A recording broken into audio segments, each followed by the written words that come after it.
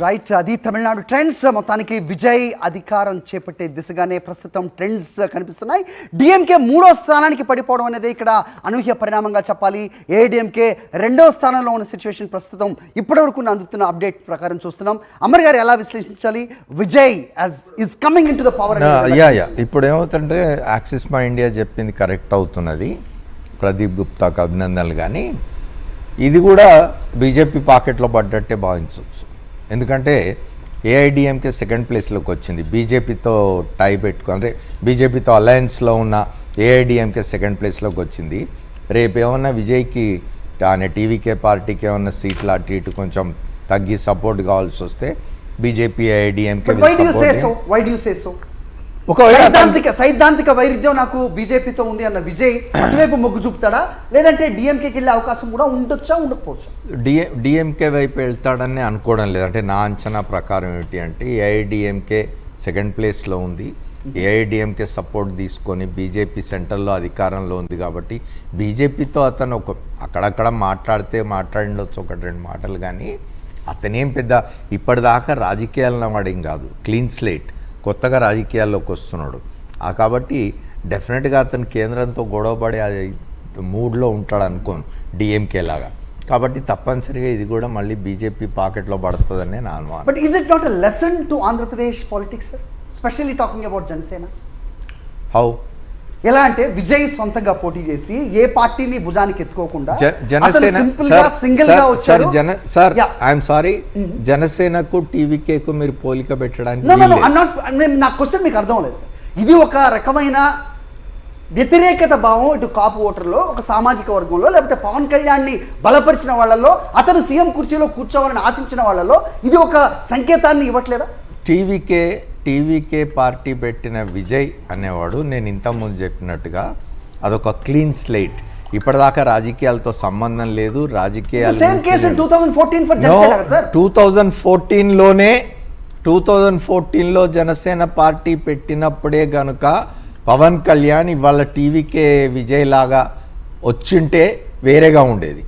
2014 to 2024 10 కాలంలో అతను మార్చిన రంగులు, కాసేపు తెలుగుదేశంతో స్నేహం, కాసేపు బీజేపీతో వైరం, కాసేపు బీజేపీని తిడతాడు, పాచిపోయిన లడ్డూలు ఇచ్చినారు మాకని, మళ్ళీ పోయి బీజేపీ సంఖలో చేరుతాడు, మళ్ళా వచ్చి తెలుగుదేశంతో వచ్చి చంద్రబాబు నాయుడు గారు జైల్లో ఉంటే రాజమండ్రి జైలు ముందు గట్టిగా చెప్పినాడు, బీజేపీ వచ్చినా రాకున్నా నేను చంద్రబాబుతోటే ఉంటాను, బీజేపీని కూడా తీసుకొస్తాను అన్నాడు. బీజేపీని తీసుకొచ్చాడు.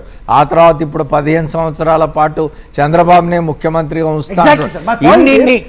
ఇన్ని రంగులు మార్చిన వాడికి విజయ్తో పోలికేమిటి అంటున్నాను నేను. విజయ్ ముందు విజయ్ కూడా మారుస్తాడేమో, ఎందుకంటే రాజకీయాల్లోకి వచ్చినాడు. ఇప్పుడు ఆ రుచి మరిగి రేపు అతను కూడా రంగులు మారుస్తాడేమో. కానీ ప్రస్తుతానికైతే అతను చాలా పులుగడిగిన ముత్యంలాగా ఉన్నాడు, అధికారంలోకి వచ్చినాడు. సంతోషించాలి అందరం.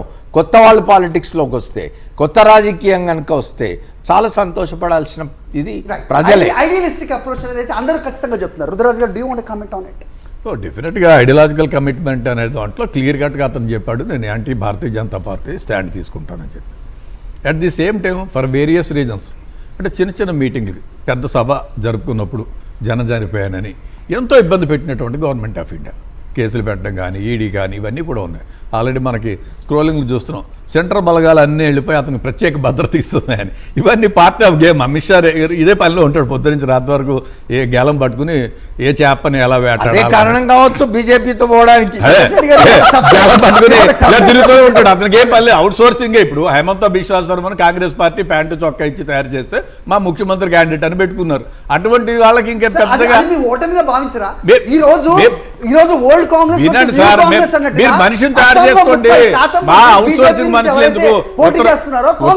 ఉత్తరప్రదేశ్ కాదండి, ఉత్తరప్రదేశ్ లో హేమనందన్ బహుగుణ కుటుంబానికి, హెచ్ఎన్ బహుగుణ కుటుంబానికి సంబంధించిన వాళ్ళ రీటా బహుగుణని వాళ్ళందరినీ తీసుకు ఈ కోచింగ్ ఎందుకు మీరు తయారు చేసుకోండి. సైద్ధాంతిక పరమైనటువంటి పార్టీ కదా మీది.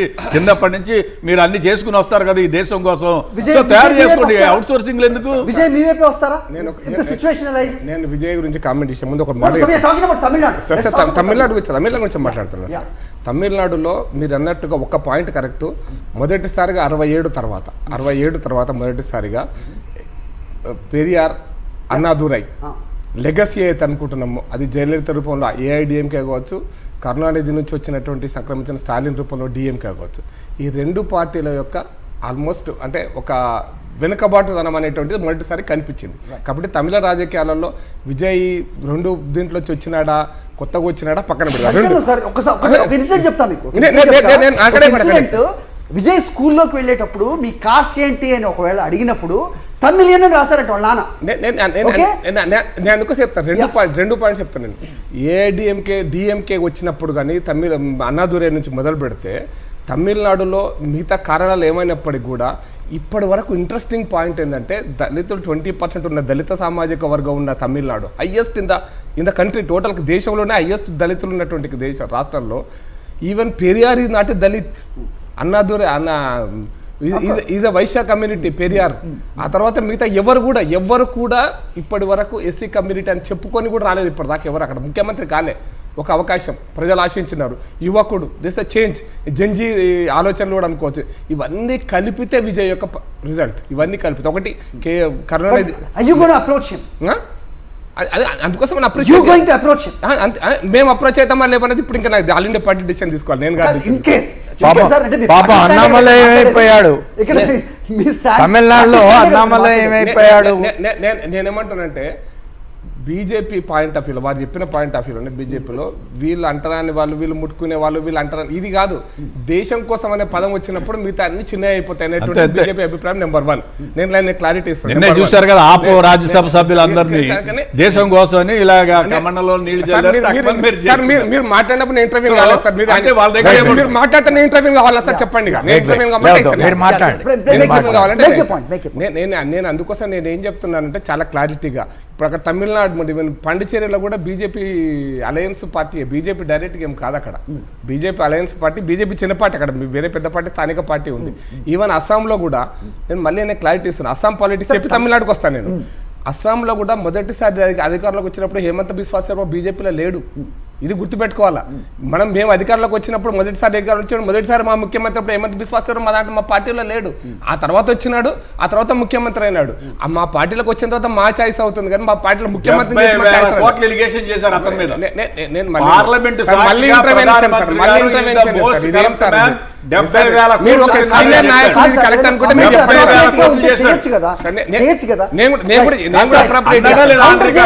ప్రధానమంత్రి గారు అన్నారా లేదా 70,000 కోట్ల రూపాయల కరప్షన్ చేశారు, లోపల పెట్టాలంటే మీ ముఖ్యమంత్రి సోనోవాలా గారు వెనక్కి వెళ్ళిపోయారు. నేను చెప్తాను ఎవరు ఏ ముఖ్యమంత్రి, సోనోవాలా గారు వెనక్కి వెళ్ళారు, వీరి దక్ష ముఖ్యమంత్రి కింద పెట్టారు మీరు. సో నిన్న ఆపోవడం తీసుకున్నారు. మీకు సైద్ధాంతికంగా మనం అనుకునే విధంగా పాపం ఇందాక అమర్ గారికి మెసేజ్ ఇచ్చినట్టు జనం బాధపడక్కర్లేదు. వాళ్ళు ఎలా మార్చుకోవాలంటే అట్లా మార్చుకుంటారు. మరి మాట్లాడాలంటే నేను ఒక 2 నిమిషాలు మాట్లాడతాను. ఇప్పుడు రేవంత్ రెడ్డి కరప్టా, కాంగ్రెస్ పార్టీ కరప్టా? అదేంటి కరప్షన్ రేవంత్ రెడ్డిదా కాంగ్రెస్ పార్టీదా?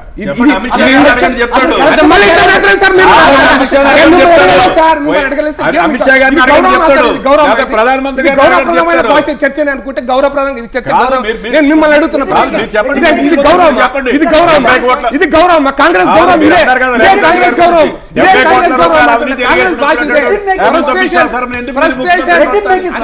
సార్ నేను ఎందుకు చెప్తున్నా అంటే సార్ ఇండియన్ పాలిటిక్స్లో పెద్ద సీనియర్ జర్నలిస్ట్ ఉన్నారు. ఇండియన్ పాలిటిక్స్లో పొలిటికల్ పార్టీ పవర్లో ఉంటుంది, కాంగ్రెస్ పార్టీ అధికారంలో ఉంది. రేవంత్ రెడ్డి ప్రతినిధే కావచ్చు కాక పొలిటికల్ పార్టీ పవర్లో ఉంటుంది. ఇక్కడ అవినీతి పరుడు రేవంత్ రెడ్డి కాంగ్రెస్ అంటే ఏం చెప్తారంటే మీరు సమాధానం ఇక్కడ ప్రజలు ఆలోచించాలి. మీ ద్వారా ప్రజలకు చెప్తున్న సమాధానం. కరప్ట్ ఎవరు? ఇప్పుడు బీజేపీ ముఖ్యమంత్రి కరప్ట్ అయితే బీజేపీ కరప్టా, ముఖ్యమంత్రి కరప్టా? చెప్పండి. డబ్బులు మళ్ళీ మాట్లాడతారు.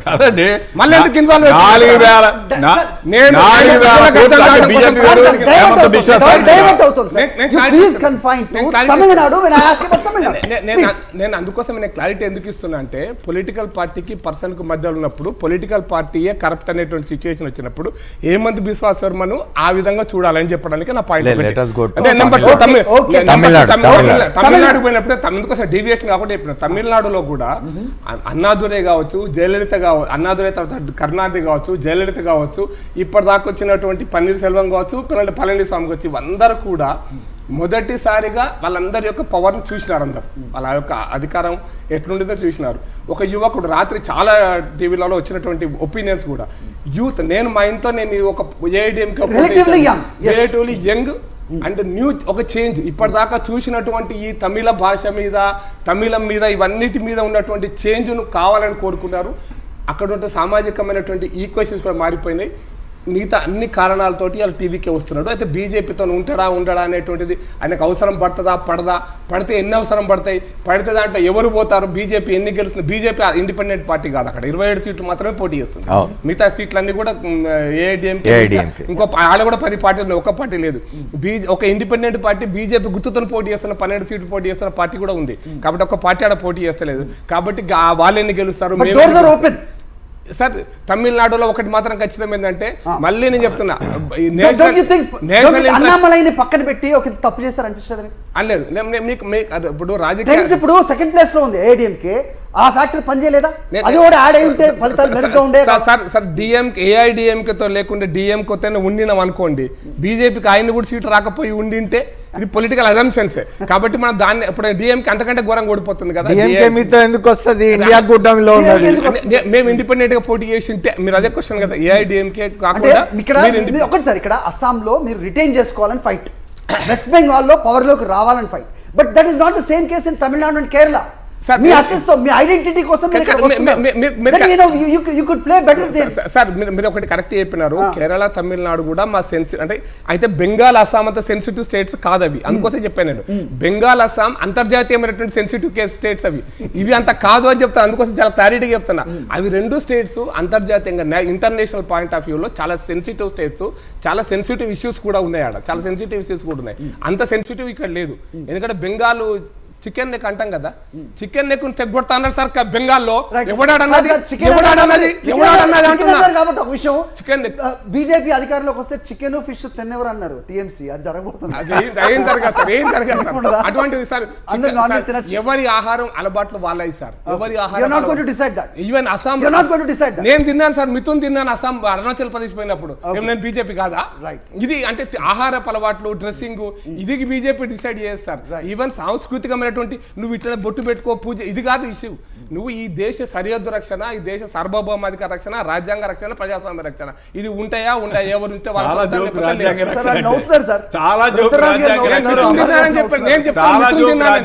నేను మిథున్ తిన్నానని చెప్తాను, ఎనిమల్ తింటారు అక్కడ, నేను తిన్నానని చెప్తాను. అయితే తప్ప అయితే నేను ఏమంటే వాళ్ళ అలవాట్లను గౌరవించాల్సిందే.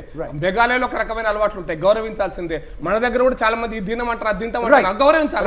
ప్రకాష్ రెడ్డి గారు తమిళనాడు దాటి మాట్లాడుతూ ఉన్నారు. దట్ బికాజ్ ఇంటర్నేషనల్లీ అక్కడ సెన్సిటివ్ ప్రాంతం కాబట్టి, అక్కడ అస్సాం అవ్వచ్చు లేకపోతే వెస్ట్ బెంగాల్ మీద ఆయన మెయిన్గా ఫోకస్ చేసిన సిచ్యువేషన్ మనం చూస్తున్నాం. వేరాజ్ కమింగ్ టు తమిళనాడు రాజకీయాల్లో తుఫాన్ ఎగిసిపడుతోంది. ఆ తుఫాన్ పేరు విజయ్. దశాబ్దాలుగా ద్రవిడ రాజకీయాలతో విసిగిపోయిన తమిళులు ఓ మార్పు కోసం ఆశగా ఎదురుచూశారు. ఇప్పుడు వారి ఆకాంక్షలకు తగ్గట్టుగానే విజయ్ దూసుకొచ్చాడు. వెండి తెరపై హీరోగా కోట్లాది హృదయాలను గెలుచుకున్న విజయ్ ఇప్పుడు రాజకీయాల్లో తన ముద్ర వేశాడు. తమిళనాడు పాలిటిక్స్లో సూపర్ స్టార్గా సీఎం కుర్చీకి దగ్గరయ్యాడు.